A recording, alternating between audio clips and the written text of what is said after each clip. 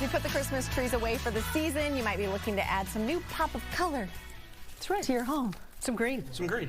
Houseplants may be the answer, and you know, you don't need a green thumb or a whole lot of sunlight actually to keep them alive. Garden Guy Dale K joins us with his favorite options that are, this is important to a lot of people, low maintenance, because the lower maintenance the better. You can hold on to them. Right, low maintenance and also low light. There's oftentimes those areas in our homes where light can be a little bit challenging, or even in an office space.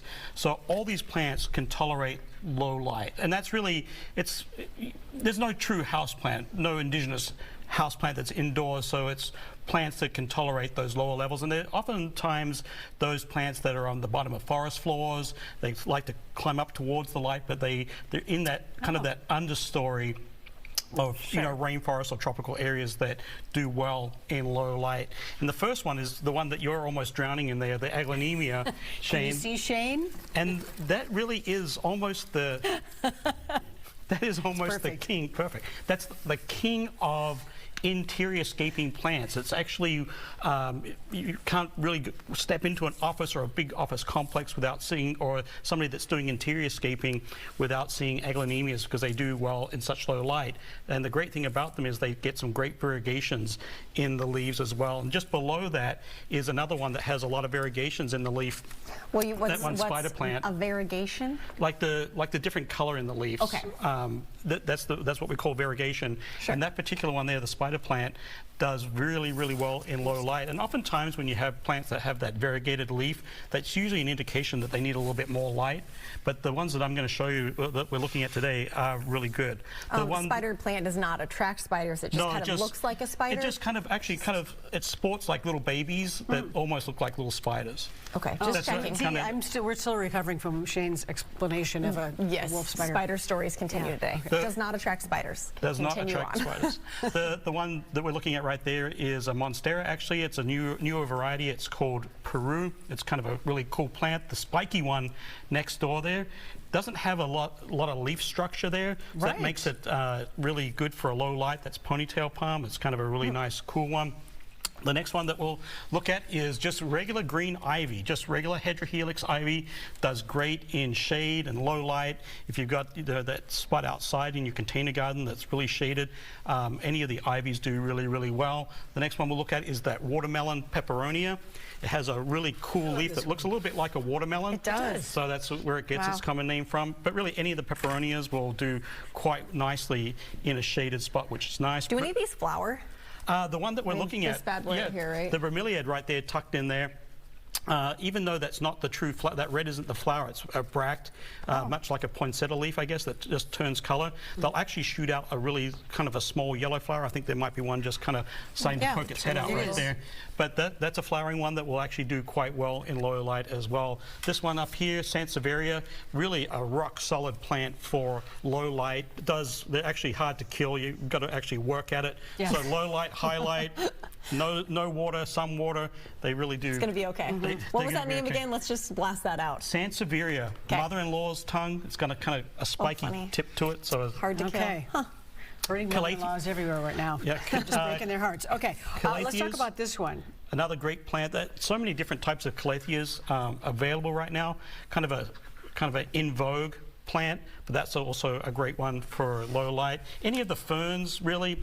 This is kangaroo paw fern. There's fluffles here, and then bird's nest. Fluffles?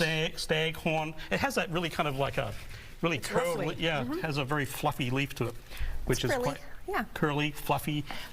Staghorn, bird's nest, all those do really, really well for shaded spots. That's a type of fern too, as well? Yes. Oh, wow. Okay. Yep. It's a little bit more of a broad leaf fern, but really, really nice and fun. Another flowering plant that does really, really well in low light situations, it's just starting to bloom there, is Spathiphyllum or peace lily.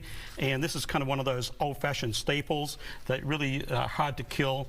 Excellent in low light if you've got a dark spot. Do you want to buy that before it's blooming, like the flower? Either or. Actually, I like to buy it when it's actually hard to get it to bloom. So if you want that flower, it's actually nice to buy it. Just like this is almost going to unfurl here, so this is actually a good stage to buy them. ZZ plants, another really rock solid hardy plant. I'll just put hold it up so you can see it a little bit easier.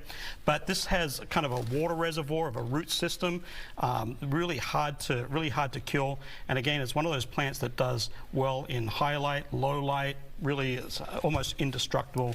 This one here, any of the pothos, are really good for a low light situation. They'll trail a little bit towards the sun, or they'll start to race towards light, but either way, whether they're just chasing the sun or working on just enjoying the shade, they're really good. Looking for a palm, the anthorbell palms, they do quite nice. It's kind of a little Victorian, they call it like a little Victorian palm, quite nice. And then the Dracaena right here. And the great advantage of these plants is we're kind of just coming out of winter solstice. I think sunset's like at 4:45 or something like that. So we're really quite short on daylight. So this is why these plants, if you want to enjoy a little bit of greenery that are a little bit more adaptable maybe to our Minnesota climate, really fun to do.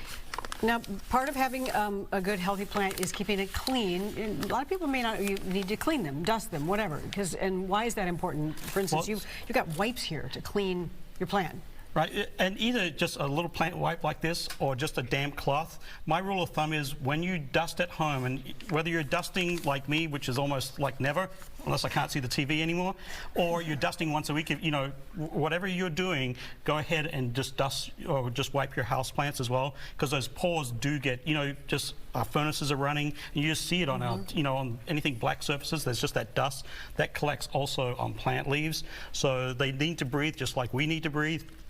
So just giving them a little bit of a dust regularly, once a month, once a week, whatever it is really beneficial. And then make sure that if you're, this time of year might become a little bit of a problem, so having just a little bit of insecticidal soap on hand is really nice. And then just watch the watering. All these low light plants, you'll find that they won't drink quite as, or need quite as much water. I like to allow my houseplants to dry out completely before watering them, and then give them a really good soak. Oh, you're playing with fire. Yeah. That's the best way to kind of take care of your houseplants. So let them dry out, and then water them. That way you won't overwater, because sometimes overwatering can be just as detrimental to plants as underwater. Okay, good to know. Good to know. Let it dry out. It's so hard, Dale. I just overlove all my plants.